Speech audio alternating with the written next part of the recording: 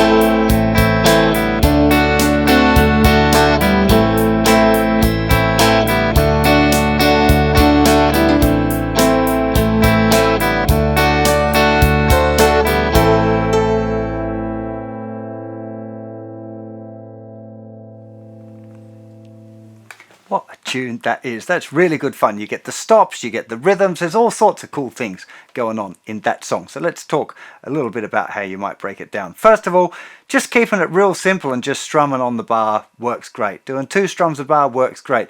Old Faithful, down, down, up, down, also works fine. Just make sure you get the little stops there. I mean, it's kind of obvious the first time around because she says stop. So that's the point where you're going to stop there. The actual strumming pattern, though, might be interesting for some of you to work out. It's a 2-bar pattern, so it's slightly different on the A minor and on the D. So we have, on the A minor, down, down, down, up. 1, 2, 3, and 4. So we're not playing on beat 4. 1, 2, 3, and 4. Okay, down, down, down, up. And then we change to the D, and we go down, up, up. 1 and 2 and 3, 4. We don't play on 3 or 4. So the A, 1, 2, 3, and 4. Change to D. 1 and 2 and 3, 4. 1, 2, 3, and 4. And 1 and 2 and 3, 4. 1, 2, 3, and 1 and 2 and 3 and 4. 1, 2, 3, and 1 and 2 and 3. I played and 4. You don't have to do that. That's how it kind of feels sometimes. You're going to add in those extra strums anyway, but as any of you that are following my lessons on how to strum, the key thing here is keeping the hand moving. So if you go 1, 2, 3 and 4, 1 and 2 and 3, 4, that's the actual pattern. Doesn't matter.